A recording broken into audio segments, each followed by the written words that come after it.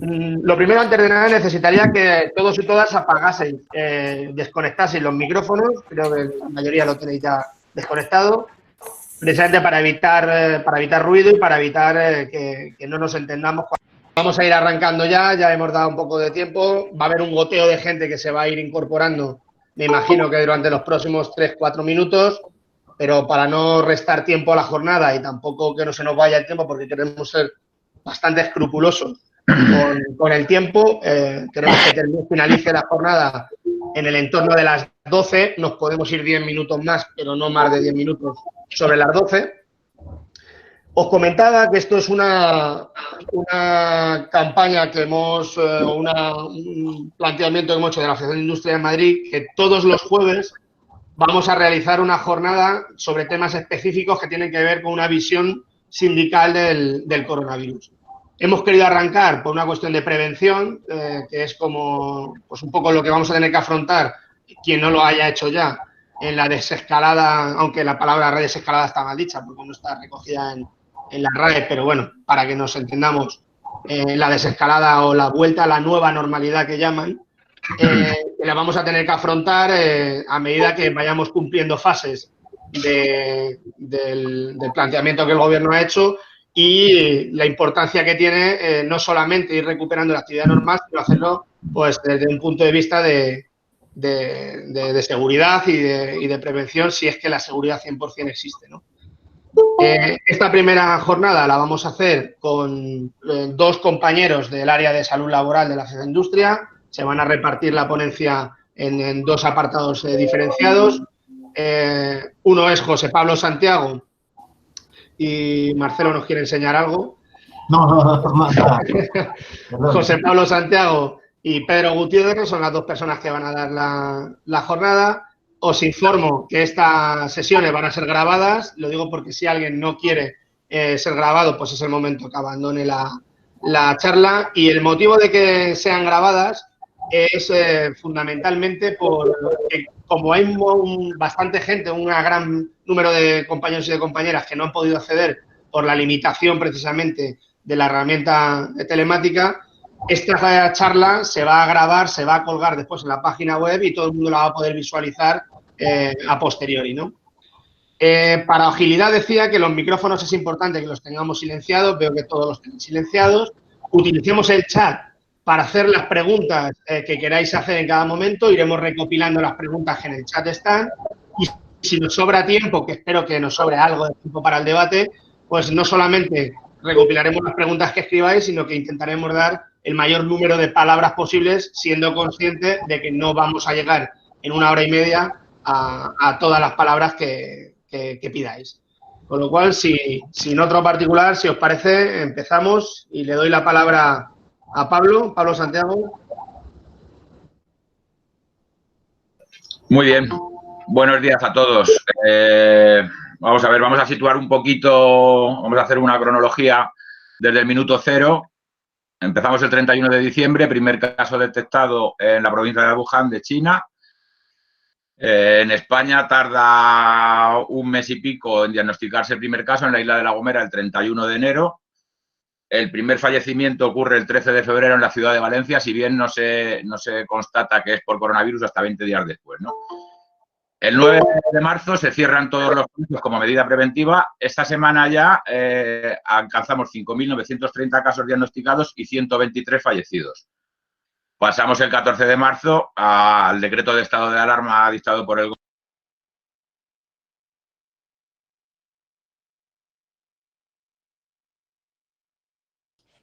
No se te oye, Pablo, no se te oye. No se oye, perdona. A ver. ¿No me habéis oído nada? Sí, hasta hemos oído desde la muerte de Valencia. Desde la muerte de Valencia, vale. Ha quedado en Valencia, sí, sí. No, bueno, sigo. El 9 de marzo ya se proceden a cerrar en la Comunidad de Madrid todos los centros escolares y ya el día 13 de marzo, el viernes previo al decreto de estado de alarma, se constatan 5.930 casos, 123 fallecidos. Se decreta el estado de alarma el día 14. Actualmente ya rondamos los 30.000 muertos, los 270.000 casos diagnosticados y ese es el escenario que nos toca afrontar a partir de ahora para la desescalada y la vuelta a la nueva normalidad que llaman, ¿no? las herramientas que vamos a disponer van a ser las mismas que hemos dispuesto desde el 14 de marzo hasta esta fecha, van a ser las mismas desde el punto de vista preventivo, es decir, se ha profundizado, se han realizado innumerables estudios que vamos a intentar colgar de manera cronológica, protocolos, normativas, etcétera, porque se han tomado en esta etapa de tiempo un montón de medidas preventivas excepcionales, que ahora iremos relatando, etcétera, y van a servir de herramienta, ¿no? Luego Pedro definirá las fases como tal, la fase 0, la 1, etcétera, ¿no? Entonces, ¿qué escenario nos encontramos al inicio de la pandemia? Bien, aquí hay 5 o 6 ingredientes. El primero es la industria. Nos encontramos una industria incapaz de proveer de equipos de protección individual a los trabajadores en las empresas, ¿vale?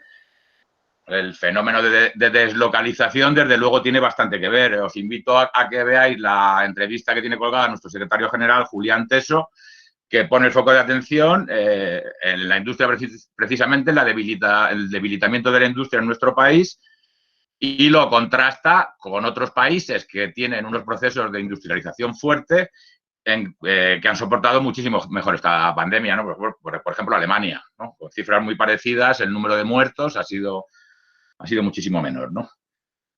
Esto ha llevado incluso a que algunas empresas que con objetos distintos han tenido que reconducir su actividad industrial a proveer de equipos individuales de protección a los trabajadores. Háblese de SEAT, la cooperativa Mondragón, el Ron Arauca, etcétera, ¿no? Este es uno de los ingredientes, ¿vale? Otro de los ingredientes es la sanidad madrileña en especial, que es la que nos ocupa, privatizada, con una pérdida de 8.000 profesionales en los últimos años, con una capacidad en las unidades de cuidados intensivos muy limitada, y esto ha llegado incluso a conducir a que por los profesionales sanitarios se haya tenido que recurrir al triaje, es decir, a decidir quién vive y quién muere en este contexto, ¿no?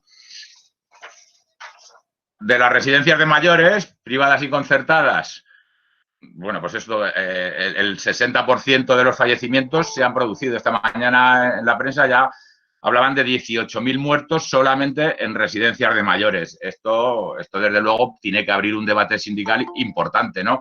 De hecho, ya está abierto por las federaciones. Yo he estado nutriéndome de información de la Federación de Sanidad y ese debate está encima de la mesa, y esa va a ser una de las batallas que va a tener que librar el sindicato, ¿no? Entre otras, la situación del personal que trabaja en las residencias geriátricas, entre los que tenemos nosotros bastante en las áreas de mantenimiento, ha sido lamentable. No se les ha provisto de equipos de protección, no ha habido protocolos serios, etcétera, todo lo que todos conocemos, ¿no?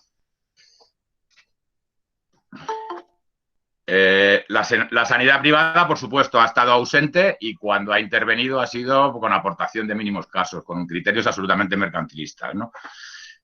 El Instituto Nacional de Seguridad e Higiene en el Trabajo viene perdiendo plantilla desde hace un montón de años. Os invito a que leáis el manifiesto del 28 de abril que ha editado nuestra federación estatal, en que incide precisamente en este aspecto. Ha dejado de ser en este momento un organismo científico-técnico y no ha pesado como debería haber pesado en esta crisis, ¿no? Otro actor en esta pandemia, los servicios de prevención. Yo ya me remito a diciembre de 2014, cuando el gobierno de Mariano Rajoy quita del ámbito de las mutuas, ¿no?, la posibilidad de que sean servicios de prevención, y lo mercantiliza. Es decir, nos hemos encontrado con servicios de prevención que no han estado, en el momento inicial no han estado, luego se han ido incorporando poco a poco a medida que se ejercía presión sindical, por supuesto, ¿no? Pero en el minuto cero no estaban los servicios de prevención ajenos, ¿no? Los propios, su intervención, claro, pues tiene sus limitaciones en el momento en que tienen que rendir cuentas al propio empresario. Tampoco han tenido una actuación muy ejemplar, ¿no? Claro, nosotros desde el minuto 1, desde el área de salud laboral, ya esa semana previa al estado de alarma, iniciamos ya, hicimos un documento de requerimiento a la empresa para revisión de evaluaciones de riesgos para incorporar el riesgo por contagio del COVID, y a los servicios de prevención para que elaboraran protocolos. Era imposible. No hacían protocolos. Cuando los hacían era imposible cumplirlos, precisamente porque no había EPIs en el mercado. hasta el punto de que por el Ministerio de Sanidad se llegó a editar una guía de EPIs alternativos ante la escasez, o sea, EPIs caseros, ¿no? Bueno, siguiendo con la inspección de trabajo, otro actor importante en esta pandemia, la inspección de trabajo tampoco ha podido, con los medios de que dispone, puesto que hay tasas de reposición cero, prácticamente no hay convocatoria, hay una plantilla muy mermada y evidentemente no ha dado abasto a todas las reclamaciones que ha habido y su actuación pues tampoco ha sido la deseada. Es decir, yo hablando con la inspección de trabajo en determinadas paralizaciones que hemos hecho de centro de trabajo, nos decían que ellos no se iban a posicionar sobre las paralizaciones y que tampoco iban a requerir a las empresas a que elaboraran sus evaluaciones de riesgos por la que caía ahora. Entonces, bueno, un poco el sálvese quien pueda fue el tema inicial, ¿no? Claro, todos estos actores que hemos citado lo voy a enlazar con el concepto tiempo. Es decir, desde el principio de la pandemia, ¿qué se nos indicaba? Se nos indicaba que las UCIs estaban absolutamente colapsadas y que necesitábamos tiempo, por supuesto. Necesitábamos tiempo para reconstruirla. Afortunadamente, en la fase de desescalada ya se están poniendo encima de la mesa criterios técnicos de número de UCIs disponibles por número de habitantes en cada provincia y si no se cumplen estos criterios no se va a pasar de fase, no se va a poder hacer esa desescalada como pretenden determinadas comunidades autónomas, ¿no? Entonces, tiempo también en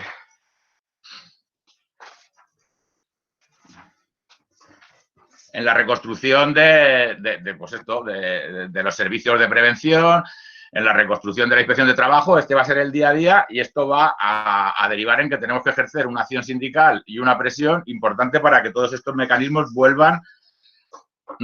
estén en el lugar que tienen que estar para afrontar este tipo de pandemias que entendemos que, bueno, pues que no va a ser una cosa de unos días. Es decir, aquí, de cara a las desescaladas, bueno, pues van a jugar un papel muy importante los delegados de prevención para, entre otras cosas, no solo presionar a la empresa, sino presionar a esos servicios de prevención que se dedican al copia-pega, básicamente, para aportar, conforme el mandato que le da la Ley de Prevención de Riesgos Laborales, le da un papel muy importante a los delegados de prevención, a los comités de seguridad y salud. Hemos constatado que también esa colaboración ha sido muy sesgada. Muchísimas empresas, bueno, pues no han solicitado informes, no han pedido consejo, no han atendido a las demandas de los delegados de prevención. Es decir, de aquí en el futuro van a tener que hacer un papel muy importante estos delegados de prevención en cuanto a su formación, en cuanto al manejo de los manuales, protocolos sanitarios, etcétera, porque aquí lo que nos estamos jugando, si hay relajamiento, es contagios y es muerte. Es decir, cada esfuerzo que hagamos, por ejemplo, presionando a una empresa para que cumpla estrictamente esas medidas protocolarizadas que vienen de los servicios de prevención, va a salvar vidas. O sea, tenemos un papel protagonista en los centros de trabajo para salvar vidas. No hay evidencias científicas ahora mismo de que haya una vacuna que nos vaya a salvar a todos, no hay tratamientos, es decir, estamos en un momento que, vamos a ver, hay muchísimas presiones para escalar de fase, pero presiones que vienen de donde vienen. Ayer mismo yo estuve viendo una manifestación en el barrio Salamanca de señoras con bisón que andan reclamando libertad por las calles. Hombre, un momento, vamos a entender el mensaje que están trasladando estas personas y vamos a frenarlo en seco. Es decir, si nos están pidiendo desde el Ministerio de Sanidad que hagamos esfuerzos importantes, yo creo que podemos incluso aportar más esfuerzo con nuestra actitud individual, ya no solo en el ámbito laboral, sino también en el ámbito personal, transportes, salidas a la calle, concentraciones de personas, que se puede a lo mejor ir a un bar 10 personas juntas a partir de la semana que viene o de la otra. Bueno, en la medida en que podamos, con un papel responsable, reducirlo a menos gente y evitar contagios, desde luego vamos a estar salvando vidas, ¿no? A partir de ahí,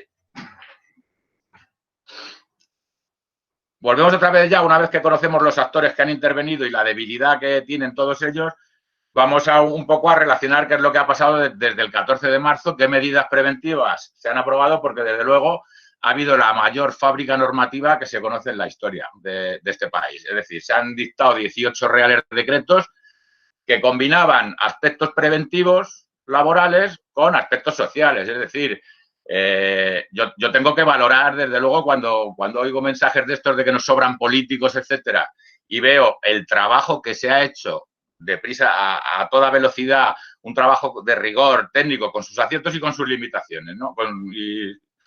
Pero un trabajo, desde luego, que ha servido no solo para salvaguardar la seguridad y salud de los trabajadores, sino también para rescatar de la exclusión y de la miseria a un montón de colectivos, ¿no? Empezamos por el decreto de alarma. El 14 de marzo, bueno, pues ya se comienza cerrando determinadas actividades, se comienza cerrando el ámbito educativo, la formación, etcétera. Vamos a hacer una guía que voy a colgaros con un montón de documentación para que os sirva pues de herramienta de trabajo en toda la desescalada, porque, insisto, todos los documentos siguen la mayoría vigentes, a excepción del permiso retribuido recuperable, que tendremos que ver a través de las áreas de acción sindical cómo se negocia esa recuperación, pero bueno, eso escapa un poco del ámbito de la seguridad y salud del trabajo, ¿no? Pero claro, todas estas medidas que se han tocado son medidas excepcionales preventivas, empezando con el trabajo a distancia, ¿no? Que ahora veremos, ¿no? Entonces, ¿en qué situación nos encontramos también? El Real Decreto 6/2020 de 10 de marzo es el que considera situación asimilada al alta a accidente de trabajo, situación asimilada a accidente de trabajo en los periodos de aislamiento o contagio de las personas trabajadoras como consecuencia del virus. Existe una circular que os vamos a poner que interpretaba qué tipo de contingencia era el contagio de COVID, y ya el 9 de marzo, un criterio interpretativo que os voy a colgar también en la página, decía que era enfermedad común. Pues cuando me refería a esa velocidad en regular en favor de las personas, fijaros, el 9 sale un criterio interpretativo de la Seguridad Social que determina que es enfermedad común, y el 10 ya sale un Real Decreto que asimila accidente de trabajo. Primera medida, ¿no? El 17 de marzo ya sale el Real Decreto 8/2020 que establece el carácter preferente del trabajo a distancia, siempre que es técnica y razonablemente posible y si el esfuerzo de adaptación necesario resulta proporcionado, ¿no? Esto está vigente, ha sido prorrogado por el artículo, no me acuerdo qué artículo, por el Real Decreto Ley 15/2020 y está vigente hasta 21 de junio. Es decir, es la primera exigencia que tenemos que poner encima de la mesa. De hecho, esta semana ya hemos requerido a varias empresas que están haciendo volver a las oficinas a sus trabajadores para decirles que no, que eso es ilegal y tendrán enfrente al sindicato. Es decir, esto no es una broma. Cuando hay una norma que está vigente, el sindicato debe hacerla cumplir, ¿no? Entonces, esa es la primera línea de actuación que tenemos que hacer en la desescalada. Continúa vigente también por el Real Decreto Ley 8/2020 el derecho de adaptación de horario y reducción de jornada de las personas trabajadoras. Colgaremos también todas estas normas, ¿vale? Medidas sociales, las hemos visto todas. Aquí se ha cubierto a los autónomos, se ha cubierto a las empleados de hogar, se ha cubierto la finalización de los contratos temporales, se ha hecho esa interrupción, es decir, hay una batería normativa sin precedentes. Este Real Decreto Ley, el 8/2020, también introduce los expedientes de regulación de empleo por fuerza mayor y los excepcionales de causas económicas, técnicas, organizativas, reproductivas, también como una medida de salud laboral. Es decir, incluía y contemplaba la posibilidad de que ante un contagio masivo en una empresa se pudiera recurrir a expedientes de regulación de empleo también, ¿no? Problema que nos hemos encontrado, declaración de accidentes de trabajo. Ahí vamos a tener una guerra muy intensa. Las mutuas ya están diciendo que a menos que haya pruebas contundentes de que se ha producido el contagio en la empresa, algo que es muy complicado de demostrar, no van a reconocer accidentes de trabajo. No tenemos constancia ahora mismo del reconocimiento de ni un solo accidente de trabajo durante la pandemia, ¿no? Bueno. Seguimos con las distintas prórrogas del estado de alarma. Y llegamos al Real Decreto Ley del permiso retribuido recuperable. El Real Decreto Ley 10/2020. Bien, esto entre el 30 de marzo y el 9 de abril es la aportación que corre a cargo de los trabajadores respecto de la pandemia. Es decir, se ha puesto encima de la mesa que los trabajadores tenemos que sacrificar esas jornadas que serán recuperadas luego a lo largo del tiempo, ¿no? De aquí hasta 31 de diciembre. Eso tendrá que ser a través de acción sindical como se negocien todas estas recuperaciones, ¿no? En ese decreto, en el Real Decreto 10/2020, se establecen un montón de empresas que están incluidas, pero se declaran unas excepciones y una actividad mínima indispensable que la equiparan al trabajo que podría realizarse los fines de semana y los festivos. Aquí hubo muchos problemas porque la mayoría de las empresas empezaron a partir de que hubo una interpretación del Ministerio de Industria que incluía actividades de exportación y de importación, se produjo una masiva apertura de empresas, no se ceñían exclusivamente a lo estrictamente esencial y necesario para sacar la actividad mínima indispensable y, claro, pues tuvimos bastantes problemas con esto, ¿no? ¿Qué mecanismos hemos utilizado? Bueno, hemos utilizado el artículo 21 de la Ley de Prevención de Riesgos Laborales en varias industrias importantes con unos resultados dispares. Es decir, vuelvo a lo que decía de la Inspección de Trabajo. La Inspección de Trabajo en el minuto 1 dijo que no se iba a mojar con las paralizaciones de los centros de trabajo. Entonces, en algún caso, la Inspección de Trabajo derivó a la autoridad autonómica, a la Consejería de Empleo de la Comunidad de Madrid. Claro, yo cuando ya en una gran empresa derivan al gobierno de Partido Popular, Ciudadanos y PP, ya está, ya hemos perdido. Van a revocar no van a aceptar esta paralización. Pues no, todo lo contrario. Tenemos una resolución de la Autoridad Laboral madrileña que ha ratificado esa paralización. Es una resolución bastante interesante que podremos presentar una vez que quitemos los nombres, etcétera, y privacidad. Entonces, es un mecanismo que va a seguir vigente durante toda la escalada y del que tenemos que tirar, sí o sí. Es decir, lo que no podemos permitir es que no se cumplan las normas de seguridad. Ya no cabe las excusas de que no hay EPIs. El mercado está ya abasteciendo de EPIs. No como querríamos, por supuesto, pero no se puede decir que no haya mascarillas quirúrgicas porque hay innumerables páginas web desde las que se pueden pedir y llegan.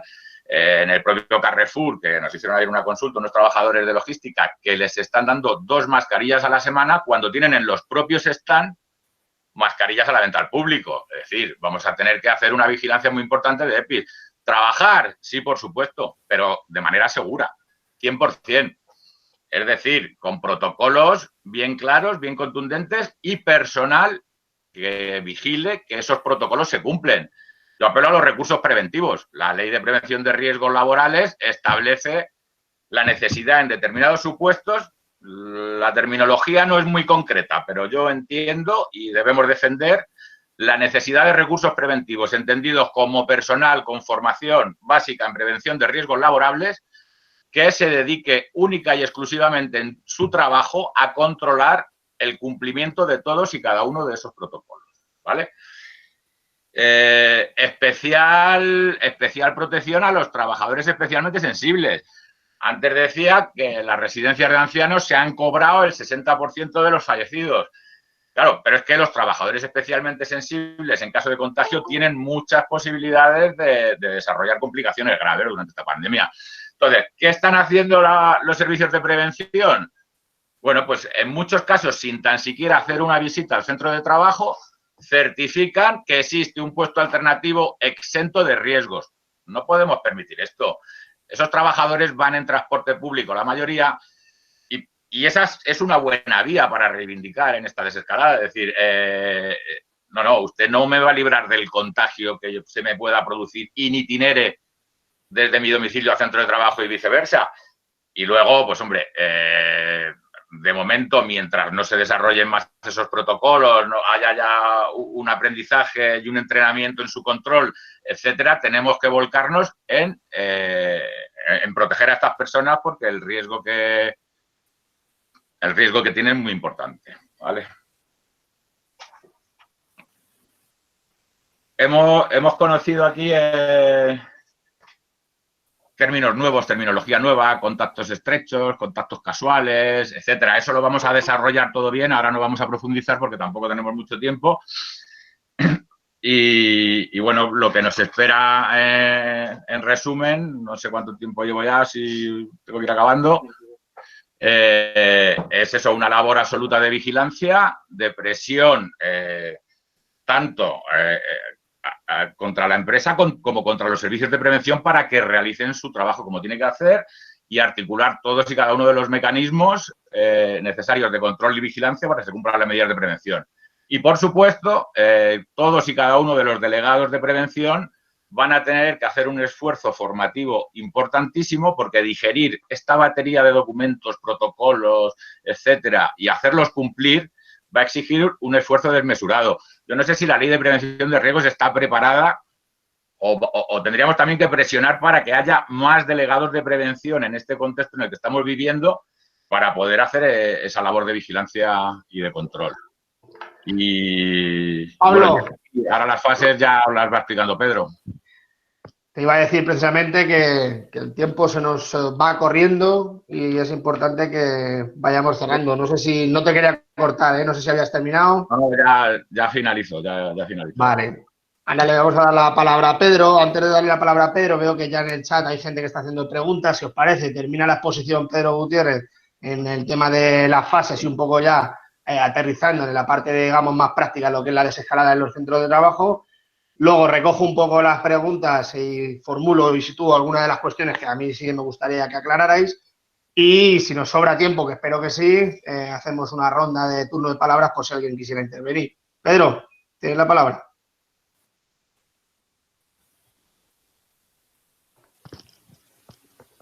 Pedro, el micrófono. Ahora. Buenos días a todos. Vamos a ver. Voy a intentar ser breve para que podamos hacer más preguntas. Lo que sí que quiero que tenemos que tener claro que cuando estamos hablando de salud laboral, la gente de salud laboral, los delegados de prevención, una de las cosas más importantes que tienen que hacer es identificar y eliminar el riesgo.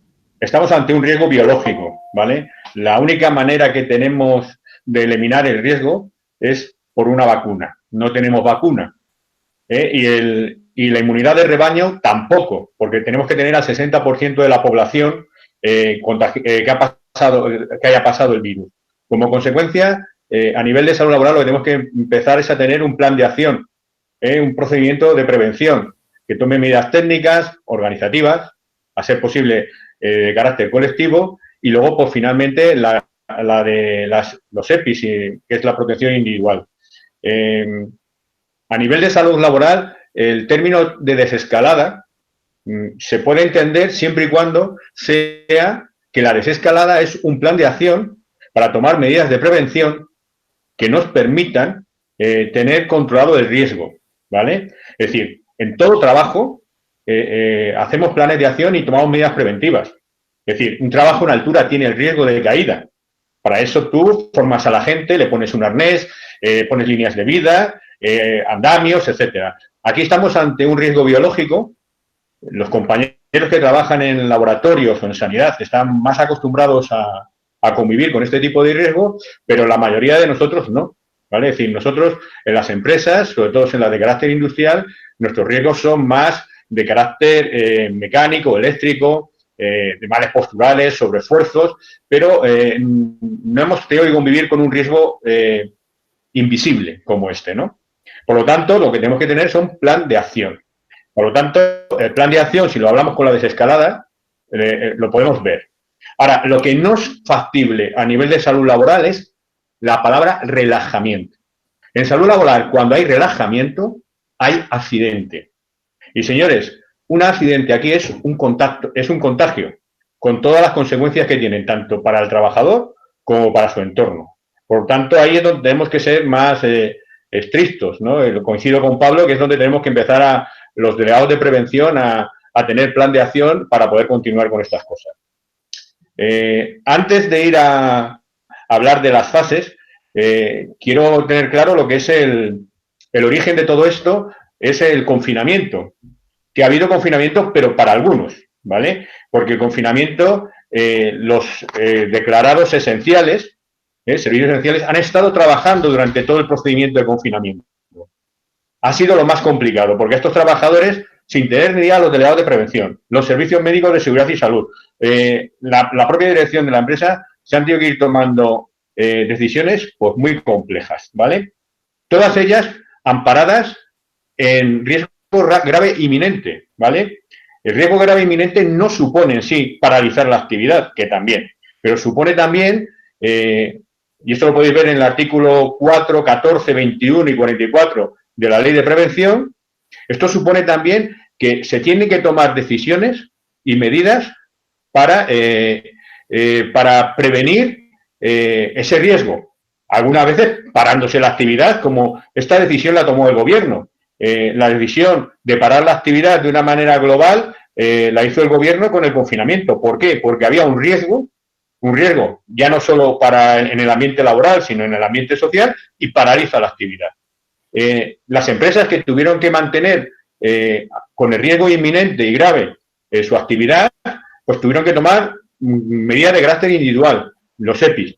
Como bien ha comentado Pablo, con un serio problema. No había ni mascarillas ni guantes en el mercado. Luego se han tomado medidas de carácter colectivo. Y aquí se ha sido muy creativo y se ha ido poco a poco con el tiempo ajustando estas medidas. ¿Vale? Medidas como incrementar la limpieza en las zonas comunes, en los pomos de las puertas, en los vestuarios, en las taquillas, quitar zonas comunes. Por ejemplo, en muchas empresas hay zonas de descanso, pues con una máquina de café y un par de taburetes para que la gente pueda interrumpir su actividad. Pues en muchas empresas esto se ha bloqueado. Se han hecho turnos para el comedor, en las mesas de 4 del comedor se han puesto 2 personas, se han hecho pasillos de acceso para que los trabajadores que entran de un turno pasen por un lado y los que salen pasen por otro. Es decir, en esto mucha gente ha sido creativa. Hay una guía que también ha publicado el Instituto de Seguridad y Salud en el Trabajo. Luego, cuando acabe la exposición y se hagan las preguntas, a lo mejor, si no me lío con la herramienta esta, os puedo poner alguna imagen de estas cosas que os estoy contando, ¿vale? Luego se han tomado medidas organizativas, ¿vale? En las organizativas, una medida estrella ha sido el teletrabajo. Hemos pasado de haber discrepancias en la empresa con el teletrabajo, porque teletrabajo los lunes y los viernes no, ahora hemos hecho teletrabajo completo, ¿vale? Yo creo que aquí habrá que, por parte del sindicato, tanto en cuestiones de salud laboral, también el Instituto de Seguridad y Salud del Trabajo ha publicado algunos panfletos. Hay que hacer un esfuerzo, ¿vale? Es decir, esto nos ha pillado un poco a traspiés. No todos los trabajadores han hecho teletrabajo de una manera normalizada, ¿vale? Luego también, pues en las organizativas se hacen, lo que he dicho yo, turnos, zonas de tránsito, etcétera. Y luego también ha habido una cuestión que dice el apartado B del riesgo grave inminente, que es en el que supuesto de que algún trabajador pueda abandonar su puesto de trabajo o se le niegue el acceso, ¿vale? Esto se nos ha ocurrido con trabajadores que tenían síntomas. Empresas han dicho, oye, si tienes síntomas te quedas en tu casa, ¿vale? Empresas que han dicho, oye, si tú tienes alguien de tu entorno familiar o conviviente contigo que tiene el COVID, tú no puedes acceder, tienes que hacer la cuarentena de 15 días y demás. Y luego lo que ha comentado Pablo, en un principio, los especialmente sensibles se tomó la decisión de que se les diera la baja, ¿vale? Quiero deciros que los especialmente sensibles, según el 8 de abril ya el Ministerio de Sanidad dijo que eran los diabéticos, enfermedad cardiovascular, hipertensión, enfermedad pulmonar crónica, inmunodeficiencia y cáncer en fase de tratamiento, embarazo y mayores de 60, ¿vale? En principio, si tú tenías una de estas características, te daban la baja. A partir del 8 de abril se dijo que los servicios de vigilancia, los servicios médicos de vigilancia y salud, son los que tienen que evaluar cuál es el estado del trabajador, tomar medidas preventivas para garantizar su seguridad y salud, y en el caso de que no pudieran ser tomadas, tiene que elevar un informe para entregarlo al médico de cabecera, y el médico de cabecera es el que tiene que gestionar la baja, ¿vale? Esto con respecto a lo que ha sido el tema del confinamiento y el impacto que ha tenido a nosotros organizativamente. Coincido con Pablo. Estamos yendo un poco a matacaballo los delegados de prevención y todas las empresas, pero es que realmente es que ni los servicios médicos tienen claro todavía cómo funciona esto, ¿vale? Entonces, esta situación nos lleva a que estemos todos descolocados. Y ahora que voy a hablar de las fases, pues deciros que entre las presiones políticas, entre las presiones empresariales, etcétera, etcétera, el tema de las fases, el gobierno lo que ha hecho es un esquema general, va soltando información y en función de lo que recibe, pues va reorganizándose. Más luego las presiones políticas que todos hemos visto, por ejemplo, con el PNV, pues dice, oye, yo te doy los votos, pero me tienes que dejar gestionar, en vez de por provincias, por sectores. Los catalanes igual, oye, yo quiero, en vez de unidades sanitarias, no interprovinciales o de otro tipo. Entonces, todo esto hace que la aplicación de las fases vaya a ser y siga siendo muy compleja. En la información que os pasaremos o que colgaremos a futuro, vienen los criterios con los que los técnicos, una vez que reciben la información de las comunidades autónomas, toman las decisiones para pasar de la fase 0 a la 1, a la 2 y a la 3. Y una vez que se acaba la fase 3, entramos en la nueva normalidad, que el término se las trae, ¿vale? Lo de nueva normalidad, pues no sé, esto, ¿a qué se le puede llamar normalidad? Cuando la gente está considerando que el relajamiento es volver a su situación de antes del estado de alarma, o sea, antes del 14 de marzo, o vimos la última semana que fue un poco caótica, pues pongamos que a 1 de marzo. La realidad que tenemos a 1 de marzo con la que tendremos cuando se acabe, vayamos a la nueva normalidad, es totalmente distinta. Tenemos que seguir conviviendo con un virus, ¿vale? Y no tenemos todavía las capacidades ni sanitarias suficientes como para abordar otra vez un repunte salvaje. Entonces, veréis que en la información que colgaremos, en el anexo 1, para poder tomar la decisión de cambio de fase, se pide información epidemiológica, capacidad sanitaria, que es aquí donde hablan el número de camas, UCIs, etcétera, información sobre movilidad y luego indicadores socioeconómicos. Y con todo esto, los técnicos le dicen al Ministerio de Sanidad qué provincias, regiones, comunidades autónomas pueden pasar de fase, ¿vale? La fase 0, que es la que todavía disfrutamos los de la Comunidad de Madrid, pero no solo por la negligencia de la Comunidad de Madrid, sino porque es que esto no es un examen. Aquí no hay que, no venimos, es decir, aquí tú tienes que tener una cantidad de personas dadas de altas, una cantidad de personas contagiadas y una cantidad de personas muertas a lo largo del periodo para que ellos analicen si es posible cambiar de fase. El problema que estamos viendo es que el relajamiento de la fase 0 pues ha dejado mucho que desear, ¿vale? En la fase 0 es cuando empezaron en principio a ir soltando la válvula para que la gente pudiera, primero los niños a salir a pasear, luego ya en este país para mí que las empresas deportivas han debido hacer negocio porque la gente ha confundido salir a dar un paseo con hacer deporte. Que sí, que aquí hay gente que hace deporte y que sale a correr, pero la mayoría de la gente no. De hecho, salió una nota en un Twitter de una enfermera que decía que en la primera semana en que se dejó salir a la gente a pasear, algunos se dedicaron a correr y tuvieron anginas de pecho, ¿vale? Porque la gente no está acostumbrada a decir que lo que puede hacer es pasear. Y luego el tema de que parece ser que tenemos que salir todos a la misma hora como si fuéramos unos ovejos. Bueno, pues todo esto hará que complique también el tema de cambio de fase. Entonces, en la fase 0, doblegada la curva por debajo del 0,5, 0,6, es cuando ya empezaba a mirar a la fase 1. La fase 1, para algunos, inició el 9 de mayo, ¿vale? Es una apertura parcial de actividades. Además de abrirse ya las franjas para que la gente pueda moverse, está que el comercio con cita previa, pues te puede dar, los restaurantes y las cafeterías te pueden dar cosas para comer. Está el tema de habilitar las terrazas con un número de personas, el tema de actividades agrarias en famosos huertos, las actividades de los deportistas, ¿vale? Y luego el tema de la hostelería, de los hoteles, siempre y cuando no se utilicen zonas comunes. Esto es en la fase 1. También está en la fase 1 también está el tema de entierros y velatorios, donde antes sabéis que solo se permitían como máximo 3 personas, pues permiten ya que haya más de 10 o 15 personas. Y luego está la famosa reunión familiar. Pues vamos a poder reunir con nuestros familiares un número de 10 personas. Que no. Que vamos a poder estar en el mismo habitáculo 10 personas con mascarillas y guardando la distancia de seguridad. ¿Vale? Eso es lo que dice la norma.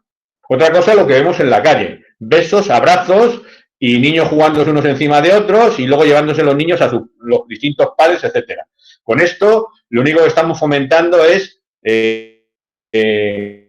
pues que el tema de las fases al final se alargue. Hay una guía donde está resumido el tema de las fases. Yo, en función de cómo vaya luego la conversación, intentaré colgarlas para que las veáis, ¿vale? De una manera, mientras hacen las preguntas y toda esta historia. Con respecto a la fase 2, que es la fase intermedia, o la fase 3, solo puedo deciros que sigue siendo lo mismo. En función de los criterios, tanto clínicos como socioeconómicos y de movilidad, se irán abriendo para dar más, limitar más posibilidades de convivencia común, pues de apertura de teatros, de cines, de grandes superficies, etcétera. De viajar dentro de la provincia, que esto incluso ha generado cierta polémica, porque en el País Vasco, por ejemplo, aquí sí que se ha permitido moverse entre provincias. En Andalucía acabo de leer una noticia que en principio habían hablado de que el personal en fase 1 pudiera moverse, pero han visto que hay riesgo de que el personal vaya a la playa y se genere otro repunte de contagio. Entonces, claro, todo lo que sea abrir la espita, ese famoso relajamiento, si la gente no es consciente de lo que está haciendo, yo creo que el 80% del personal es consciente, pero el problema que tenemos con ese 20% es que lo puede joder todo, si no mantiene estas medidas, ¿vale? Entonces, esto ocurrirá en la fase 2 y 3. No os puedo decir qué es lo que va a pasar, porque es que en la fase 1 se tomaron unos criterios, si os acordáis, el famoso porcentaje del 30% en cafeterías y demás, y como hubo mucha presión del sector hostelero, ya se ha hablado de que a dónde vamos, que el 50%. Ahora el gobierno ha dicho que aquellos ciudadanos que vengan en un vuelo de otro país tendrán que estar 15 días de cuarentena, ¿vale? Esto supone que cuando ya se permitan los vuelos en la fase 2 o 3, 15 días, entonces claro, la gente dice, oye, voy a ir de vacaciones para estar encerrado en un hotel, pues para eso no vengo. Entonces, pues seguramente que el sector hostelero haga algún tipo de presión para que esto no sea así. Por lo tanto, ¿qué es lo que va a pasar y cómo se van a machembrar la fase 1, la fase 2 y 3? Pues lo iremos viendo según vayan saliendo publicados los reales decretos y las guías que vaya sacando el ministerio, ¿vale? Y luego, supuestamente, el 1 de julio iríamos a la nueva normalidad, ¿vale? Esto de la nueva normalidad suena como a chino, porque ¿qué es normal? ¿Va a ser normal que tengamos que ir todos con mascarillas? ¿Va a ser normal que en un bar, en una mesa de 4 estemos sentados y en la mesa de al lado no sé qué? ¿Va a ser normal que en una barra de bar, pues yo qué sé, como la que tenemos aquí cerca del sindicato, en la fábrica o en la Dolores, que son estrechas y pequeñas, que entran a lo mejor 30 personas a codazos, haya 5 y separados entramos? Esa va a ser la nueva normalidad. porque sí que se va a permitir hacer ciertas cosas, pero manteniéndose las medidas de seguridad.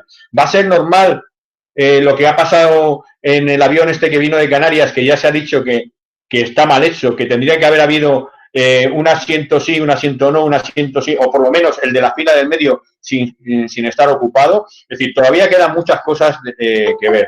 Lo que sí que está claro es que vamos a tener que seguir hasta que haya una vacuna con las mascarillas y con las medidas de distanciamiento. Y estas medidas de seguridad, además de tener que seguir peleando en los centros de trabajo, también las tendremos que pelear en la sociedad. Y esto funcionará siempre y cuando seamos solidarios unos con otros con el tema de las medidas. Yo, por mi parte, si queréis, ya empezamos con el turno de palabra. Mientras habláis, voy a intentar colgaros las guías y algunos documentos y vamos, y así vais, mientras contesta Pablo, podéis ver esas imágenes en la pantalla. Creo que funciona así. Ten en cuenta que para nosotros la herramienta que estamos utilizando también es un poco nueva, ¿vale? Vale, pues muchas gracias, Pedro. Ahora antes de que conteste Pablo, bueno, esto de comentar de la herramienta también es la nueva normalidad, ¿no? La nueva normalidad es que estamos haciendo una asamblea de delegados y de delegadas con una herramienta telemática. Esa es nuestra nueva normalidad que duda cabe que nos ha sacudido pues, a todos, ha cambiado absolutamente nuestras costumbres y nuestra manera de vivir y evidentemente tenemos un poco que reponernos. He ido un poco aglutinando varias de las cuestiones que han ido poniendo en el chat, aunque ahora me imagino que habrá muchas más preguntas y más intervenciones. Ha habido cuestiones que me han parecido interesantes. Pablo ha apuntado una cosa y Carmen además lo ha apuntado también en el chat, que es la posibilidad de crear un delegado, digamos, específico del COVID, que no sé si sería buscar una nueva función un poco temporal o incluso añadir nuevas competencias a los delegados de prevención, incluso con crédito horario, con nuevas herramientas, o me gustaría que dierais vuestra opinión respecto a qué posibilidades tenemos de explorar esta figura de delegado COVID. Hay varias palabras que han planteado la reincorporación de la gente que está en el teletrabajo. Hay dudas al respecto de, por un lado, si la empresa tiene la obligatoriedad o la obligación de mantener a la gente el teletrabajo, lo puede haciendo de manera paulatina. Si lo hace de manera brusca y no cumple la medida de prevención, ¿qué podemos hacer? ¿Dónde podemos ir a mostrar nuestras discrepancias? O si tenemos la capacidad incluso de paralizar la actividad si vemos que esta incorporación supone un riesgo, no solo para las personas que se incorporan al teletrabajo, sino el hecho de llenar los centros de trabajo con gente es un riesgo para los que también estaban previamente antes de la incorporación de la gente del teletrabajo.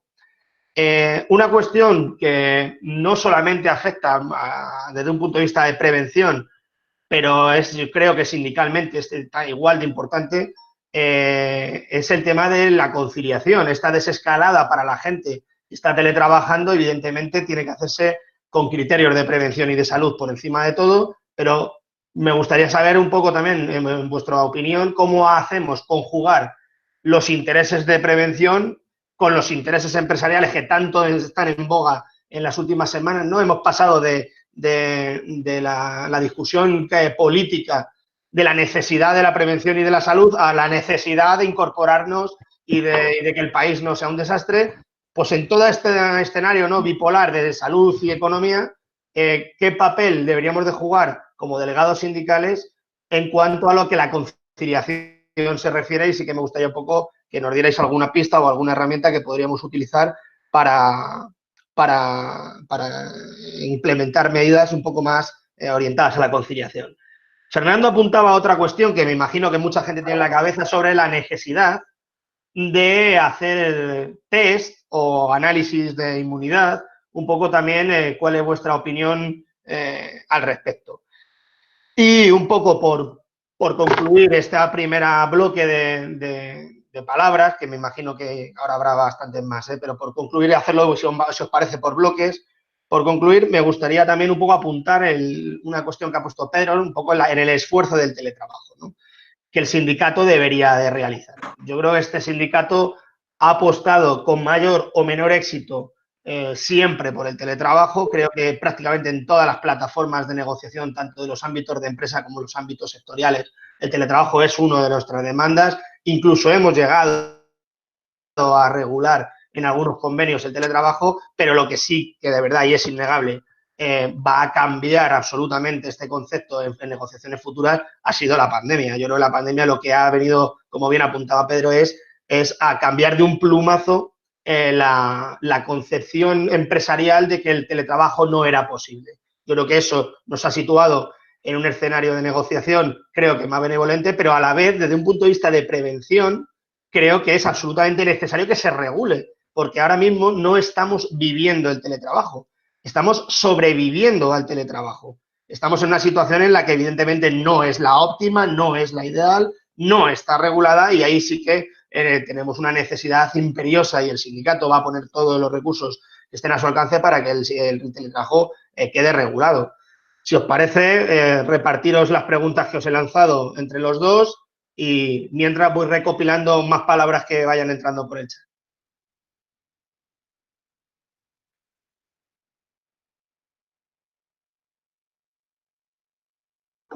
Empiezo yo. A ver, el teletrabajo. El teletrabajo entiendo que está vigente ahora mismo. Allá donde sea razonable y técnicamente posible, es exigible. Cuando se ha prorrogado por Real Decreto, el Real Decreto Ley 15/2020 dice bien claro que se prorroga hasta el 21 de junio. Es decir, es exigible en la medida en que yo haya estado teletrabajando durante todo este tiempo porque sea técnicamente posible, es exigible. Yo he enviado esta misma semana 2 cartas de requerimiento a 2 empresas que pretendían abrir la actividad para los trabajadores de oficina y anda marcha atrás. Sus consultas se habrán realizado con sus servicios jurídicos para que se haya producido esa marcha atrás, ¿no? Entonces, esto es exigible, ¿vale? Ahora mismo, denuncias a la Inspección de Trabajo. La Inspección de Trabajo está funcionando ahora exclusivamente en materia de prevención de riesgos laborales. Si metemos una denuncia de otras cosas, estas sí que van a la cola y siguen el ritmo de siempre, pero se han centrado en atender con una celeridad razonable este tipo de denuncias. O sea, invito a que los que quieran seguir trabajando inicien acciones legales contra la empresa si la empresa se pone muy bestia. El tema de la conciliación. Este es un problema que se produce desde el día 9 de marzo cuando cierran la actividad escolar. Empieza todo el mundo a llamar al sindicato, que tengo derecho a... No tienes derecho a nada, todo el mundo tiene hijos y eso es un tema que hay que desarrollar más. Ahora mismo el marco normativo que tenemos es el artículo 34 del Estatuto de los Trabajadores, reformado el año pasado, que contempla la adaptación de jornadas, ¿vale? También con ese periodo de consultas de 30 días con el empresario que se ha establecido, etcétera, y el Real Decreto Ley 8/2020 en el artículo 6, que admite la reducción hasta el 0%. Claro, una cosa es la concreción de la jornada sin merma de salario y otra es la posibilidad del artículo 6 de reducir sin salario. Hombre, esto es insostenible para cualquiera. Yo creo que ahí el sindicato deberá profundizar y realizar propuestas a través de los órganos correspondientes para hacer modificaciones normativas e intentar buscar alguna fórmula alternativa, porque evidentemente se va a producir, claro. No sé si Pedro quiere contestar lo otro. Lo de los test masivos. Los test masivos, ahora mismo no hay obligación legal de que por las empresas se hagan test masivos. Es más, existe una previsión legal de incautación de los test por la autoridad sanitaria. Sí que se ha abierto esa posibilidad para que las empresas que quieran hacer test masivos en coordinación con la autoridad sanitaria se pueda activar en determinados campos, pues por interés de salud pública. Entonces, el procedimiento es ese, a través de los servicios de prevención y la presión que nosotros hagamos, por supuesto, pedir test masivos para todo el mundo, pero claro, esto va a tener que estar coordinado con la autoridad sanitaria, por lo menos en estos momentos. En la medida en que la industria vaya revitalizándose y ponga a disposición más test en el mercado, pues evidentemente eso se irá flexibilizando y se podrá exigir con más éxito, ¿no? Quiero intervenir, please. ¿Puedo? Sí. Vamos a ver, con respecto al tema de los test, ¿vale? Es decir, los test hay 3 tipos de test. Está el PCR famoso, que es el bastoncillo este que te meten por la nariz, y este lo que sirve es para saber si estás infestado, ¿vale? Para saber si tienes el virus. Luego hay otros test que son serológicos, que son el de la gotita de sangre, y dependiendo de lo que busquen, pueden servir para una cosa o para otra. Es decir, ¿dónde está el problema de los test? Si eres asintomático o no tienes síntomas, ¿de qué me sirve hacer a mí una PCR este lunes si a la semana que viene te hago el PCR y a la semana que viene, por las circunstancias, en el fin de semana, sin querer te has contagiado? ¿Qué hacemos? ¿Todos los lunes PCRs a todos los trabajadores? Es complejo, muy complejo, ¿vale? Es decir, por eso lo que se recomiendan los PCRs es si hay síntomas, ¿vale? Para garantizar que si lo que tienes son síntomas y tienes un proceso vírico, te quedes en casa, ¿vale? Siguiente cuestión. Luego están los test de estos que son de anticuerpos, que dependiendo lo que busquen, así nos puede salir, ¿vale? Están los que leen la IgM, que esto es lo que detectan es si tienes anticuerpos y si estás en un proceso de unos 10 días anteriores a la finalización de los síntomas del virus, pues también lo detectan. Y luego están los IgG, que eso lo que te dice es que has pasado la enfermedad y que tienes anticuerpos. Pero ahora hay otro problema. Científicamente no se ha demostrado que tener anticuerpos te haga inmune al virus. Es decir, ahora mismo los médicos tienen más preguntas que respuestas, ¿vale? Por lo tanto, los test, oye, pues si hay una cuestión, si al final se demuestra que la gente que ha pasado el COVID tiene anticuerpos y eso nos supone hacer una barrera también o organizar el trabajo para que los trabajadores con anticuerpos, con los que no tienen enfermedad, ir mezclándolo de una manera científica para evitar posibilidades de contagio, pues para eso puede servir, ¿vale? Pero los test no tienen más finalidad que esa. Luego, otra cosa, delegado COVID. Mira, yo soy de la opinión de que los delegados de salud laboral tienen una formación que les debe de permitir tener la capacidad de poder hacer el trabajo con cualquier tipo de riesgo, ¿vale? Es decir, estamos ante un riesgo que es biológico, que posiblemente a lo mejor en su carrera profesional no lo han visto. Bueno, pues lo que hay que hacer es formarles cómo se tiene que solucionar un riesgo de carácter biológico, ¿vale? Es decir, formación e información. ¿Quién tiene que dar esta formación e información? Hombre, pues ante una cosa tan compleja y tan específica, pues nosotros lo que podamos, con las dificultades que tenemos, porque estamos como estamos, con videoconferencias, no estamos tampoco muy acostumbrados a manejarlo, y luego a través de los servicios de vigilancia de la salud de la empresa. En los servicios médicos de vigilancia de la salud, pues debían de explicar a los delegados de prevención y a las direcciones de las empresas qué es un virus, cómo funciona y cuáles son las medidas y por qué, ¿vale? Y con eso, pues hacer un plan de acción y un seguimiento de este riesgo, que es un riesgo igual que cualquier otro. Lo único que hay que tener conocimiento, ¿vale? Es decir, estamos acostumbrados pues a lo que he comentado, al trabajo en altura, lugares confinados, una máquina que hay que ponerle puertas, que te puedes quedar atrapado y demás. Bueno, pues ahora tenemos un riesgo, igual que el riesgo eléctrico es un riesgo invisible, nadie ve los electrones y se puede quedar electrocutado, pues aquí hay un riesgo de un contagio con un virus. Bueno, pues al final, como delegado de prevención, lo que hay que formar a la gente. Oye, formar un delegado COVID, pues yo es que no lo veo. Es decir, yo creo que lo que hay que formar son los delegados de prevención y la colaboración del resto de los delegados de los comités de empresa, que parece que como hay 3 delegados de prevención o 2 delegados de prevención, los otros 6 o 7 dicen, ¿a mí qué me estás contando? Pues hombre, no. Es decir, cuando la salud laboral es un tema de todos los delegados de prevención, ¿vale? Esa es mi opinión. Y creo que con esto ya hemos contestado a todas, ¿no? Yo añado un poco, yo insisto. Queda la incorporación. Insisto en los recursos preventivos, es decir, allá donde se pueda exigir como medida provisional, yo creo que es muy interesante. No hace falta que sea delegado un recurso preventivo, puede ser cualquier trabajador. Esto, por supuesto, va a tener resistencias por parte de la empresa, que no le gusta tener un trabajador que no produce y hay que pagarle. Pero bueno, yo creo que la batalla provisionalmente va por ahí, entre que se puede conseguir o no. Vale, una cosa respecto a la pregunta que ha hecho Edu sobre la incorporación al trabajo, ¿vale? Incluso aparte de lo que es el teletrabajo. Vamos a ver. Una empresa, los que han estado en servicios esenciales no, porque estos han hecho las cosas sobre la marcha y a matacaballo, ¿vale? Estos ya más o menos tienen solucionado el problema porque llevan un mes tomando medidas de seguridad y peleando con el tema del... Bueno, 2 meses, perdona, 2 meses. ¿Vale? Entonces, hay una cuestión. Señores, pues si hay que iniciar la actividad, reúnanse los delegados de prevención con los servicios de vigilancia de la salud, con el servicio médico y con la empresa. Y hagan una cosa que se llama plan de acción.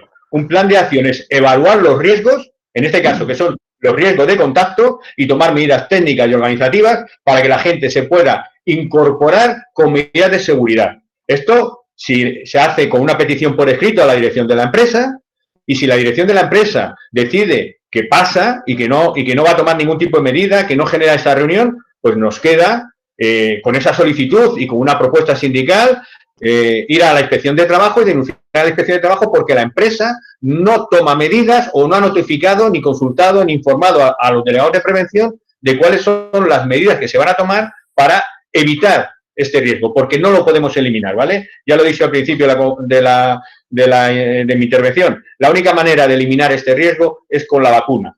Mientras tanto, tendremos que convivir con él. Y la manera de convivir es con un plan de acción de medidas de seguridad, que se tienen que acordar con los delegados de prevención, con los servicios de vigilancia de la salud, con el servicio médico y con la dirección de la empresa. Y si no hay esto, y si no hay un plan de acción, y si no hay una serie de medidas, pues los delegados lo que tienen que hacer es ponerlo en conocimiento de la inspección de trabajo. Y, hombre, y si ven que es una cosa que se desmadra, pues nos vamos al artículo 14 y 21, que es el riesgo inminente, y miramos la paralización de la actividad. Aunque ya comenta Pablo que eso es complicado. ¿Vale? Yo, por aclarar, he dicho recurso preventivo cualquier trabajador, añado con formación básica en prevención de riesgos, que he dicho antes, no vaya a haber malos entendidos, ¿vale? Están preguntando también por el teletrabajo y la posibilidad de exigir dinero a las empresas. Esto tendrá que ser un tema de acción sindical que valore, por supuesto. Está uno poniendo a su disposición su línea de internet, su ordenador, su wifi, etcétera. Esto tendrá una cuantificación económica que habrá que negociar, pero eso lo dejamos para la organización sindical.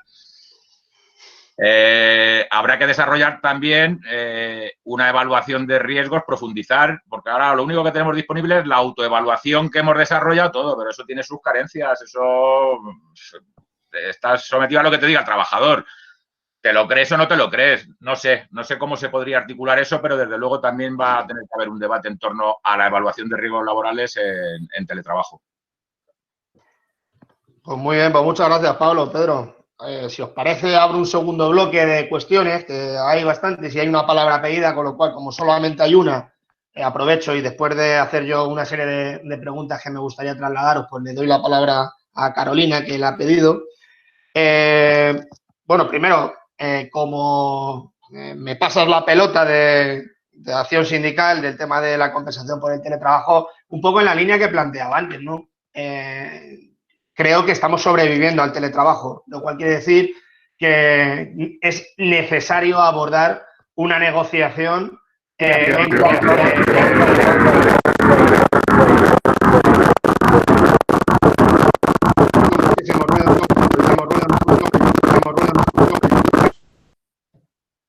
Ahora, no, estaba comentando que en cuanto al teletrabajo estaba diciendo que estamos sobreviviendo, no estamos conviviendo con el teletrabajo, lo cual es absolutamente necesario tener que abordar una negociación primero en el ámbito de la empresa, en aquellos centros de trabajo donde tengamos capacidad sindical para hacerlo, pero por otro lado, desde la propia Federación de Industria y desde la propia Confederación de Comisiones Obreras tendremos que presionar también a las administraciones para que regulen esta situación. Evidentemente, tiene que tener una mayor regulación, no solo en compensación, que también hay una serie de gastos que se derivan de la utilización de nuestros propios medios para ejercer nuestra labor, sino también desde un punto de vista de prevención. ¿Qué pasa con la evaluación de puesto de riesgo si estamos en casa trabajando? ¿Qué pasa con un accidente doméstico? ¿Se consideraría accidente laboral si estoy en mi casa? Hay una serie de cuestiones que evidentemente tienen que ser reguladas.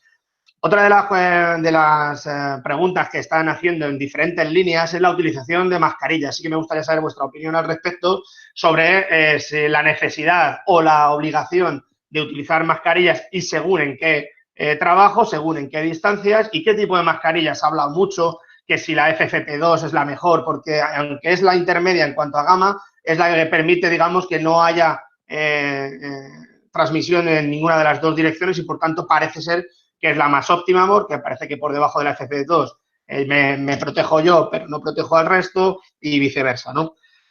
Ahí, en varias de vuestras respuestas habéis hecho alusión a los servicios de prevención. Yo aquí quiero añadir una cuestión más antes de darle paso a Carolina. Los servicios de prevención, vaya por delante, que deben de hacer su trabajo, para eso se les paga, para eso están, y creo que es nuestra labor denunciar la absoluta omisión de sus funciones que han hecho en una gran cantidad de centros de trabajo. Para quien no lo sepa, tengo que trasladaros que hay servicios de prevención que han realizado ERTEs durante esta situación.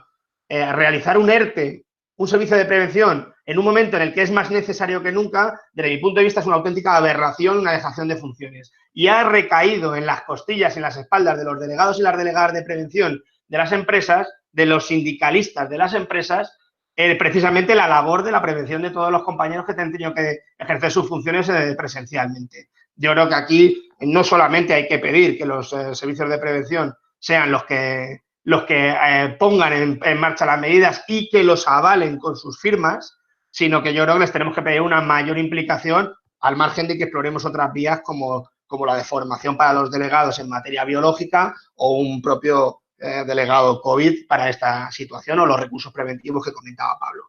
Si os parece, le doy la palabra a Carolina, que haga su intervención, y después de Carolina, Pablo y Pedro, contestáis a lo que yo he dicho más lo que plantee Carolina. Carolina.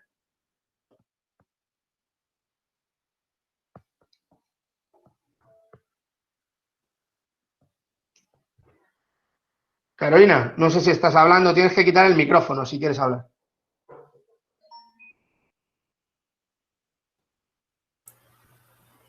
Hola, soy Mari Carmen. Ah, vale, Mari Carmen. Había una palabra de Carolina Carazo, ha pedido la palabra. No sé si quiere intervenir o ya no interviene.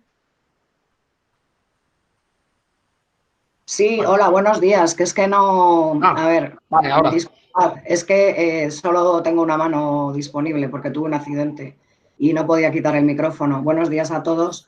Me llamo Carolina y trabajo actualmente en Ericsson. No sé si me oís. Sí, perfectamente. Vale. Yo trabajo en Ericsson desde hace casi 15 años, soy delegada de prevención y soy miembro también del Comité de Prevención de Riesgos del Coronavirus en mi empresa. Antes estuve trabajando como responsable de seguridad industrial en la planta químico-farmacéutica de Laboratorios Merck de Alcalá de Henares durante casi 15 años también. Entonces, bueno, pues a pesar de que esta situación es nueva para todos, pues como podéis figuraros, en la industria farmacéutica, que no en la actual donde estoy, pues estas cosas, habiendo equipos críticos, instalaciones, riesgos biológicos, laboratorios y demás, no son desconocidas para nosotros, ¿no?, los que estábamos en aquella industria. Entonces, lo primero de todo que quiero decir es que gracias por haber convocado estas reuniones, que me parecen muy útiles, y yo asistiré todos los jueves siempre que pueda, porque es que estoy de baja, que tuve 2 accidentes. Y bueno, quería comentar unas cosas así rápidamente sobre lo que habéis hablado y luego alguna otra cuestión que también he puesto por el chat, ¿no? En primer lugar, creo que hemos visto que todo lo que podía fallar, que el mundo es muy vulnerable, esa es para mí la principal conclusión, y en este caso en España y en el resto, pero en España en algunas cosas, hemos visto que todo lo que podía fallar ha fallado, desde las instituciones públicas, pasando, digamos, por los protocolos. Yo misma podría contar aquí anécdotas que supongo que saldrán en la prensa próximamente, porque han sido increíbles. Hemos visto cómo los mayores en los hospitales no tenían tratamientos. Mi propio padre fue desahuciado y yo tuve que comprarle la medicación. Por supuesto, no de manera muy ortodoxa, pero creo que ha sido la única persona de su edad que ha salido vivo del hospital en el que estaba. Sobre el tema de los EPIs ha habido un auténtico descontrol. No solamente las empresas no han tenido EPIs disponibles, sino que cuando se les ofreció allá por el mes de febrero o marzo, dijeron que no se iban a necesitar. Y bueno, yo que trabajo en una empresa grande he tenido y sigo teniendo toda clase de problemas a la hora de relacionarme con la empresa como delegada de prevención y miembro de este comité. Podría comentaros que ayer, miércoles, nos reunimos todos los miércoles con la empresa y los 5 delegados de prevención del edificio principal del cuartel general les hemos enviado un documento con exactamente 38 medidas sin las cuales no consideramos que la vuelta al trabajo al edificio, porque nosotros hacemos teletrabajo desde hace muchos años, la mayoría, yo en concreto, pero hay otros que no. Tenemos instaladores de campo que por narices ahora están instalando el 5G, como sabéis, y tienen que estar en campo. Pero sin esas medidas de control que hemos puesto ahí, que van desde controles de ingeniería en equipos críticos hasta protocolos médicos, hasta nuevas evaluaciones de riesgos de personal sensible, hasta nuevas medidas también sobre los EPIs y otras informaciones, etcétera, etcétera, nosotros, los 5 delegados, no vamos a tragar. No vamos a tragar en el aspecto de que si no se implementan medidas de desinfectación, por ejemplo, en los sistemas de ventilación, de aire acondicionado, etcétera, etcétera, torres de refrigeración, que son equipos críticos porque intervienen en la posible transmisibilidad, que además está aprobado ya, que este virus tiene uno de los índices de transmisibilidad más altos conocidos, nosotros no vamos a estar de acuerdo con esa vuelta al trabajo a las oficinas. No sé qué es lo que va a suceder porque tenemos un nivel de presión brutal, pero desde luego nosotros lo tenemos claro. Y el problema aquí también, aparte de todo lo que hay de logísticas, suministros y poca formación, es que realmente aquí, salvo las industrias químicas o farmacéuticas, realmente no tienen técnicos de verdad especialistas en biológicos, ni siquiera en análisis de riesgos, digamos, calculados por escenarios. Los análisis de riesgos tradicionales que hacen ad hoc, las mutuas y demás, no contemplan los Carolina, cálculos. sí te pediría concreción por no comernos la respuesta después, porque nos quedamos sin tiempo para la respuesta. O sea, Vale. sí te agradecería que concretaras un poco. Vale, lo que quiero concretar es que de nada vale en las medidas de control que se está planteando incluso por el Ministerio si no hay controles de ingeniería. Y eso pasa por controlar los sistemas de ventilación de cualquier edificio, sea privado o público, por campañas de desinfectación con ozono y otras cosas que hay y que se utilizan en las industrias hace más de 30 años y en otros países, y otra serie de medidas. Referente a la legislación, no hace ninguna falta ningún delegado COVID-19. Ya se ha publicado hace 2 meses una adenda a la Ley de Prevención de Riesgos que da capacidad legal total para que los delegados de prevención, si consideran que no se reúnen las medidas de seguridad pertinentes en un sitio de trabajo, puedan paralizar la actividad. Yo quise dimitir de mi puesto de delegada de trabajo por todos los problemas y el Ministerio no me admitió la dimisión. Bueno, tengo que decir que es que, bueno, conozco allí a alguna persona de hace 30 años casi. Pero vaya, que los delegados de prevención ahora tenemos que dar el do de pecho, nadie se puede escaquear. Tenemos un problema muy gordo que es el de las consecuencias de a ver qué van a hacer con nosotros luego, pero ante todo debemos de pensar en la seguridad y en la salud, porque de nada nos sirve mantener un trabajo si nos vamos al hoyo y todos los demás. Así que yo desde luego lo tengo claro, pero creo que hace falta mucha formación que hoy día ni siquiera hay. Y en este sentido la formación y prevención. Nosotros vamos a hacer test de PCR, unos especiales que hay. ¿Por qué? Porque no queremos que haya gente en la oficina contaminando los sistemas de ventilación en un edificio que tiene 1000 personas y que luego vayan y sigan contaminando al resto. También vamos a poner otras medidas de control, pero tiene que ser algo global, no valen medidas aisladas. Y esto es muy importante. Así que nada más. Todo esto son mis consideraciones y desde luego... Pues muchas gracias, Carolina. Y sobre que se van a incautar los test, hay muchísimas empresas privadas ahora que por 80 euros hacen los test. Lo que pasa es que la inmunidad no está aprobada y ahora lo que se sabe de los últimos estudios clínicos es que precisamente puede que no haya inmunidad. Y lo de las vacunas, todo el que ha trabajado en la industria farmacéutica o en sanidad sabe que las vacunas tardan años y que además, para cuando haya una vacuna, el virus ha mutado, con lo cual, bueno, no hay que pensar mucho en las vacunas, sino en prevenir y en controlar y en evitar que esto se siga expandiendo hasta el infinito, porque esto, dentro de 2 años vamos a seguir hablando de ello, porque ha venido para quedarse. Esto no es una epidemia de una gripe. Carolina, Carolina, perdona que vuelva a cortarte. Es que Ya he nos acabado. gustaría que No, que ya he se acabado. contestaran a las preguntas. ¿Sí, no? Vale. Pregunta,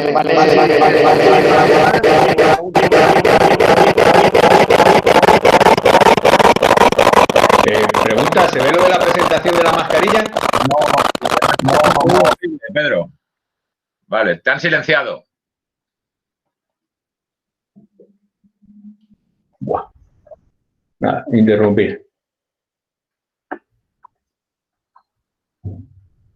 Pedro, te han silenciado. Tienes que explicarlo. Si pones la diapositiva, no se te escucha. No, es que he puesto una presentación de lo de la mascarilla, pero no sé, hace una cosa rara. No sé si volver a intentarlo o lo explicamos de palabra. Explícalo de palabra.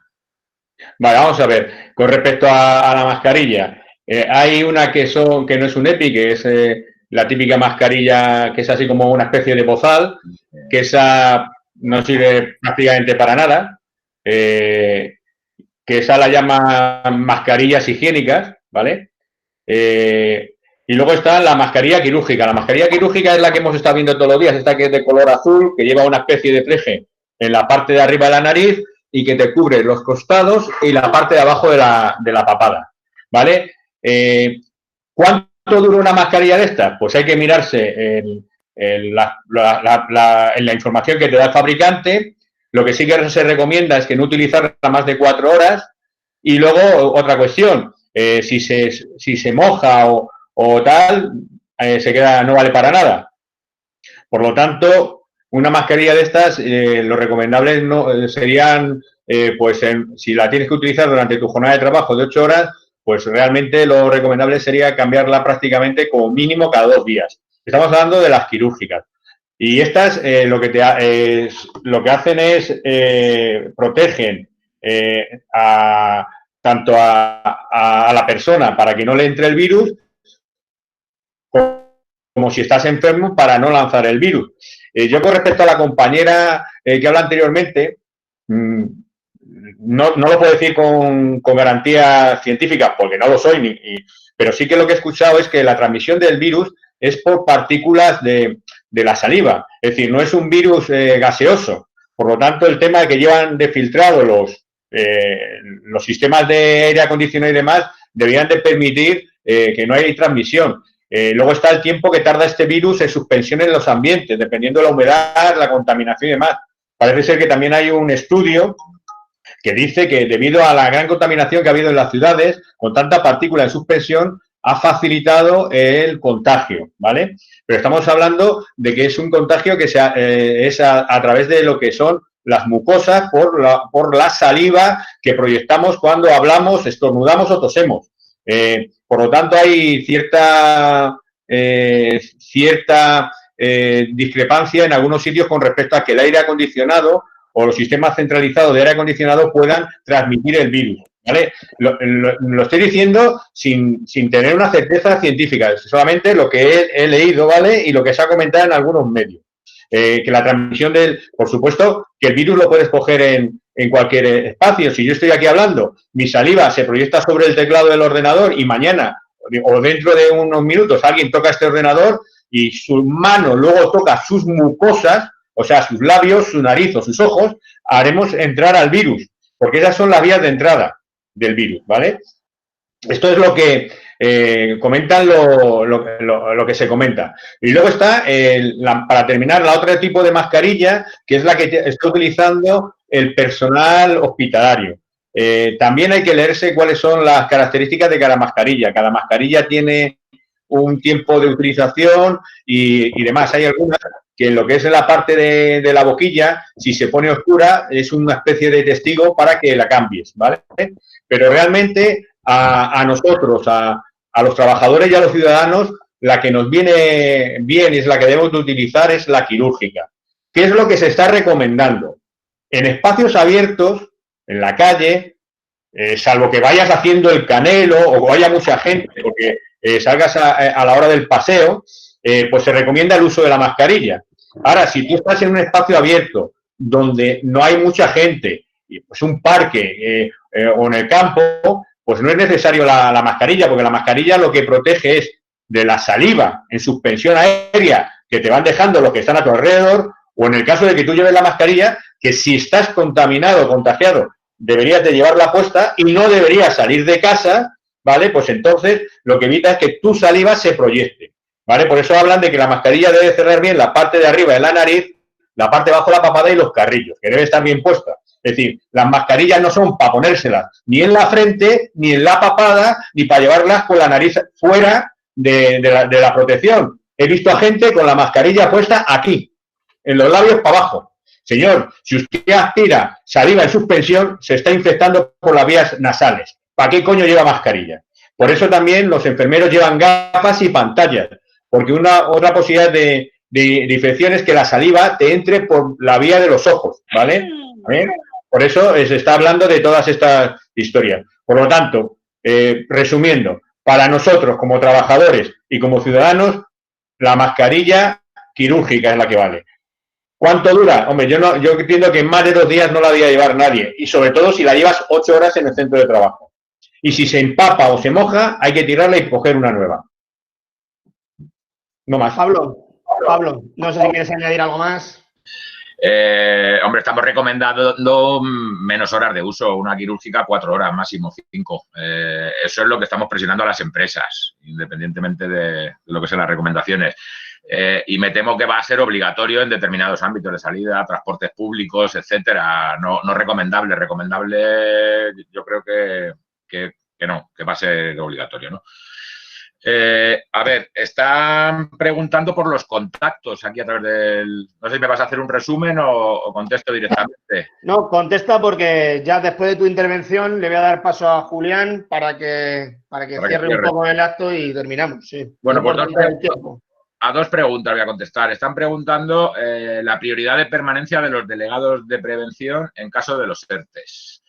Desgraciadamente, el legislador, esto lo ha contemplado en el artículo 68 del Estatuto de los Trabajadores, de los delegados en general, de los comités de empresa y delegados de personal, y se ha hecho una referencia exclusivamente a ERTES por causas económicas y tecnológicas.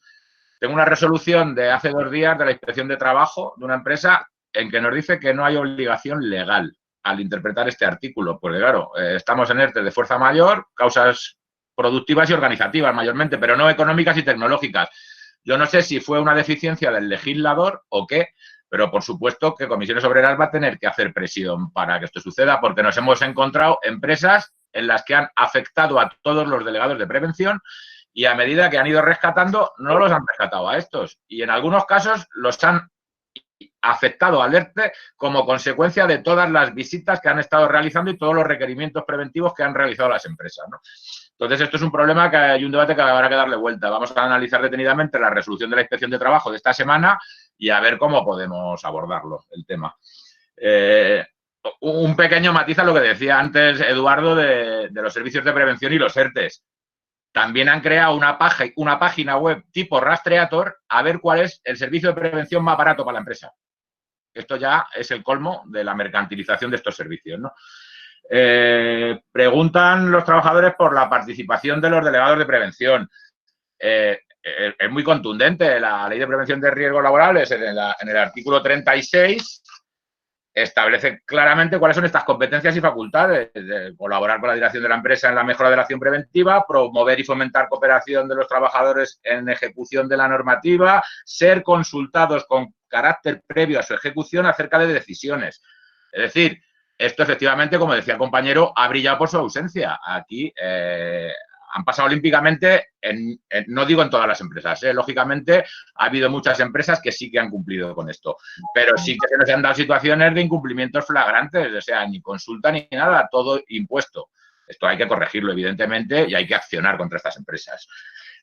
Los contactos, evidentemente no nos van a dar la baja a toda una plantilla porque haya un confirmado en el centro de trabajo. En su momento, cuando había contagios masivos, al principio se ha previsto la afectación a ERTES de toda la plantilla por contagios masivos y tal. El caso que pregunta, un contacto casual con caso posible, probable o confirmado, me remito a la guía del Ministerio de Sanidad, ¿no? Continuará con la actividad laboral normal y se realizará vigilancia pasiva de aparición de síntomas. Contacto estrecho, con caso posible, probable o confirmado. Se retirará a la persona trabajadora y realizará cuarentena domiciliaria durante 14 días con vigilancia activa de los síntomas. Se valorará la realización a los 7 días de una prueba de laboratorio. Todo esto en coordinación con los servicios de prevención, lógicamente, y con la autoridad sanitaria, con los teléfonos que cada comunidad dispone para la comunicación de estos casos. Y vamos, la respuesta es no vamos a irnos todos de baja porque haya un caso confirmado, no, se aislará ese caso y se actuará en consecuencia conforme a los criterios de sanidad. Ya está. Gracias, Pablo. Julián, no sé si estás por allí, que querías pedir la palabra también. Julián Teso. Hola, buenos días. ¿Se me oye, Eduardo? Perfectamente. Vale, gracias. Buenos días a todas y a todos. Lo primero, pediros un poco de disculpas porque me he incorporado a última hora al taller, a la asamblea. Lamentablemente no, afortunadamente he tenido que ir a la Constitución o a la segunda reunión de la mesa de industria en Madrid, y yo creo que era fundamental que estuviéramos en esa mesa hoy. Luego os contaré una pequeña impresión. Lo primero, a riesgo de repetirme, porque me imagino que en el inicio de la jornada así se habrá hecho, pues transmitiros un saludo en nombre de toda la ejecutiva de la Federación de Industria de Madrid. Yo creo que si algo podríamos sacar un poco en positivo, ¿no? Si es que se puede sacar algo en positivo de esta crisis, de esta pandemia, bueno, pues es la adecuación a nuevas fórmulas y a nuevas formas de hacer las cosas. En nuestro caso, y hablo en concreto del sindicato, la adecuación sobre todo a estas nuevas tecnologías. Ha sido algo que quizá no le hemos dado en el pasado la importancia que deberíamos de haberlo dado, pero que creo, y hay que poner en valor la rapidez con la que el sindicato se está adecuando a esta nueva fórmula de hacer las cosas. Pediros también un poco de disculpas. Vais a ser o habéis sido los primeros en los que vamos a hacer este tipo de talleres. Esperamos haberlo hecho evidentemente bien. Lo hemos intentado hacer de la mejor manera que sabemos, pero evidentemente habremos cometido algún fallo, algún error, y por lo tanto, lo primero, pediros disculpas, y en segundo lugar, animaros a que nos los comuniquéis para, a partir de ahí, poder ir corrigiendo las anomalías y los errores que hayamos cometido a la hora de realizar las nuevas talleres que vamos a ir haciendo, en principio, todos los miércoles. Yo, insistiendo en lo mismo, yo creo que estas nuevas fórmulas lo que hacen es poner en valor la necesidad organizativa y organizada del propio sindicato. También deciros que estos cursos, igual que los que hacemos de manera presencial, los hacemos única y exclusivamente con recursos propios del sindicato, ¿no? Nosotros no recibimos ningún tipo de subvención ni ningún tipo de ingreso para poder realizar este curso, única y exclusivamente con recursos propios del sindicato, pero también con la colaboración desinteresada de muchos compañeros y compañeras de distintas secciones sindicales. Y para ello es primordial para nosotros, ¿no? la afiliación, ¿no? Seguimos insistiendo como una herramienta fundamental para poder organizarnos en los centros de trabajo y para poder llevar a efecto todas estas iniciativas. Por lo tanto, quiero terminar mi intervención haciéndoos partícipes de la importancia que tiene en estos momentos para nosotros el tema afiliativo. Evidentemente, y no lo voy a negar, en el tema de recursos para poder hacer este tipo de iniciativas, pero sobre todo y fundamentalmente en la parte correspondiente a la organizativa, porque no se nos puede olvidar que nuestra principal función, la función principal del sindicato, es la de organización a los trabajadores en los distintos centros de trabajo. Por lo tanto, animaros a llevar el sindicato en vuestros centros de trabajo a todos vuestros compañeros y compañeras, animaros a aquellos que estéis hoy aquí, que no estéis afiliados al sindicato, a compartir con nosotros esa organicidad y esta organización, y daros las gracias a todos y a todas por vuestra presencia. Por mi parte, nada más. Yo creo que damos por cerrada. Gracias, Julián. Gracias, Julián. Pues simplemente antes de despedirnos, daros las gracias por participar, deciros que todos los jueves habrá una jornada, todas las semanas os llegará una convocatoria de cada uno de los talleres que vamos a ir montando. La semana que viene es sobre permiso retribuido recuperable, que es una de las figuras que se han constituido durante el COVID, y a partir de aquí, pues eso, es decir, que cada taller intentaremos ser escrupulosos con el tiempo para que podáis organizaros, con lo cual ser escrupulosos también con la puntualidad a la hora de incorporaros a las sesiones. Si no te lo puedo recordar, pues muchas gracias a los ponentes, muchas gracias a todos los asistentes y espero vernos en la siguiente. Un abrazo. Gracias. Muchísimas gracias. Hasta luego, chicos. Gracias por todo. Gracias, Luismi. Gracias a vosotros. Gracias. Adiós, buenos días. Muchas gracias.